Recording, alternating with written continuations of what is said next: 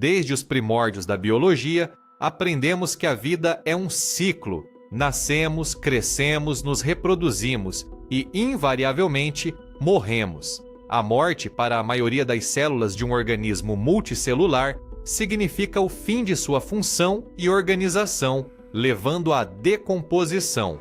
Mas o que aconteceria se essa narrativa fosse incompleta? E se, mesmo após a morte de um organismo complexo, suas células ainda guardassem um potencial latente para se reorganizar em novas entidades, com capacidades surpreendentes? Essa é a questão que nos leva ao coração de uma das descobertas mais fascinantes da biologia moderna. Em 2020, cientistas das universidades de Vermont e Tufts, nos Estados Unidos, chocaram o mundo com a criação dos primeiros xenobots. O nome, uma junção de xeno, que remete a sapo, Xenopus laevis, e bot, de robô, já indica sua origem e natureza. Eles não são robôs no sentido mecânico, nem organismos tradicionais. São entidades biológicas construídas a partir de células-tronco de embriões de rãs. Imagine pegar células da pele e do coração de um embrião de sapo e, em vez de deixá-las formar um sapo, organizá-las cirurgicamente em uma nova forma. Essas células, livres de sua programação original de desenvolvimento, começaram a se comportar de maneiras nunca antes vistas. Essa foi a gênese de uma nova forma de vida programável. O que torna os xenobots tão extraordinários não é apenas sua criação, mas sua capacidade de autonomia. Uma vez montados, esses aglomerados de células com menos de 1 milímetro de largura podem se mover, empurrar objetos e até mesmo se auto-organizar. As células da pele formam a estrutura externa, enquanto as células do coração agem como pequenos motores, impulsionando-os. Mas o mais espantoso veio depois, a descoberta de que os xenobots podem se replicar, não de forma sexual ou assexual tradicional, mas através de um processo chamado replicação cinemática. Eles reúnem células soltas em seu ambiente, formando novos xenobots que, por sua vez, também podem repetir o processo. É uma forma de reprodução nunca antes observada em organismos multicelulares, desafiando nossa própria definição de vida. Se os xenobots já eram um divisor de águas, a progressão para o uso de células humanas elevou o debate a um novo patamar. Em 2023, os mesmos pesquisadores revelaram os antrobots, ou antrobots vivos. Em vez de células de rã, eles utilizaram células pulmonares humanas adultas, especificamente células da traqueia. A equipe descobriu que essas células, quando isoladas e cultivadas em laboratório, podiam se auto-organizar em estruturas esferoidais complexas. Essas esferas, com cerca de 0,5 milímetro de diâmetro, continham cílios, que são pequenas projeções semelhantes a cabelos, usadas para mover muco nos pulmões. Nos antrobots, esses cílios permitiam que as esferas se movessem ativamente e realizassem funções específicas. A implicação de que células humanas póstumas, ou mortas no sentido de não fazerem mais parte de um organismo vivo, podem ser reprogramadas para criar algo novo e funcional, é profunda. A verdadeira promessa dos antrobots reside em suas potenciais aplicações médicas. Ao contrário dos xenobots, que são mais um modelo para entender a auto-organização biológica, os antrobots, feitos de células humanas, podem ser usados para tarefas de reparo e regeneração diretamente em pacientes. Por exemplo, eles demonstraram a capacidade de se mover e curar arranhões em camadas de neurônios humanos em placas de Petri. Imagine micro-robôs biológicos, feitos de suas próprias células, que poderiam ser injetados no corpo para limpar placas arteriais, entregar medicamentos de forma direcionada, reconstruir tecidos danificados ou até mesmo combater células cancerosas. A ideia de usar o próprio material do corpo para sua autocura,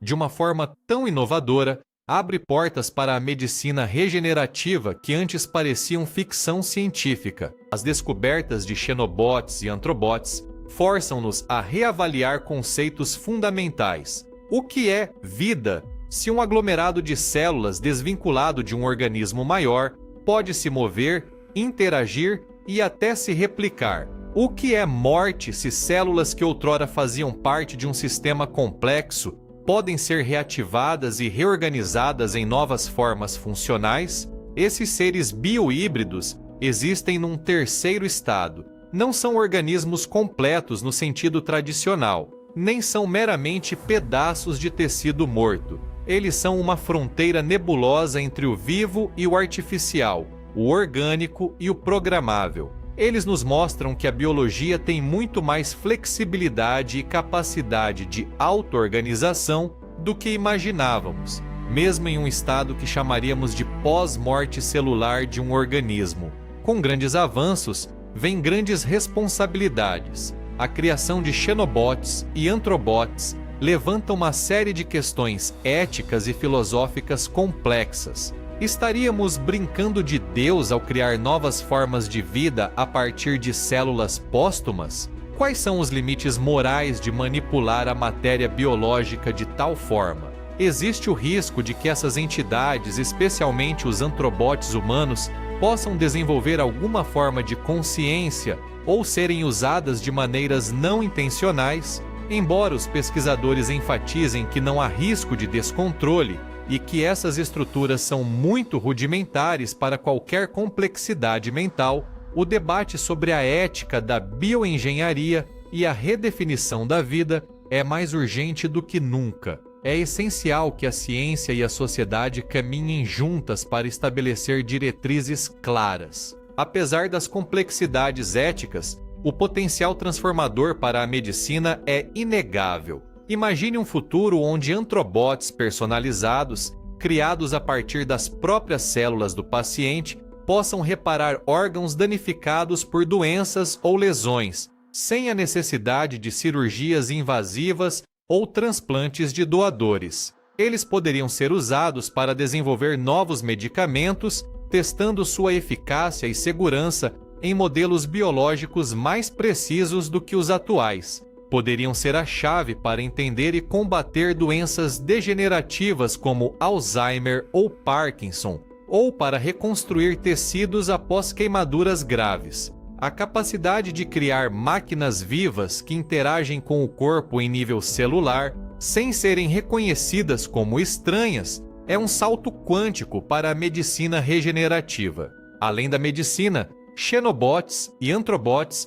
abrem caminho para um campo totalmente novo de bioengenharia, o das máquinas vivas. Poderíamos projetar sistemas biológicos autônomos para tarefas ambientais, como limpar microplásticos nos oceanos ou detectar toxinas. Poderíamos criar materiais que se autorreparam, inspirados na capacidade desses aglomerados celulares de se curarem. A fusão entre design computacional e montagem biológica nos permite imaginar um futuro onde a linha entre o que é construído e o que é cultivado se torna cada vez mais tênue. Estamos apenas arranhando a superfície do que é possível quando combinamos a inteligência artificial para projetar e a biologia para construir. O conceito de vida programável está em sua infância, mas seu potencial é ilimitado. A descoberta de xenobots e antrobots nos lembra que a vida é mais maleável e surpreendente do que imaginamos. A capacidade de células, mesmo após terem perdido sua função original em um organismo complexo, de se reorganizarem e formarem novas entidades com capacidades autônomas e reprodutivas, é um testemunho do poder intrínseco da matéria biológica. Elas não são robôs no sentido tradicional, mas também não são simplesmente tecido. Elas representam um novo paradigma, uma ponte entre o mundo orgânico e o mundo da engenharia. Um terceiro estado entre a vida e a morte que desafia tudo o que pensávamos saber. Este é apenas o começo de uma jornada de descobertas que promete reescrever os livros de biologia e medicina. O estudo de xenobots e antrobots não é apenas uma curiosidade científica, é um convite para reimaginar o que é possível. Ao desafiar as fronteiras entre o vivo e o não vivo, o natural e o artificial, esses robôs biológicos abrem caminhos sem precedentes para a medicina, a bioengenharia e, fundamentalmente, para nossa compreensão da própria vida. O futuro nos reserva a tarefa de explorar esse novo território com cautela, sabedoria e uma mente aberta para as maravilhas e os desafios que essa nova forma de criação biológica nos apresentará. O que vem a seguir? Apenas o tempo e a incessante busca humana por conhecimento dirá.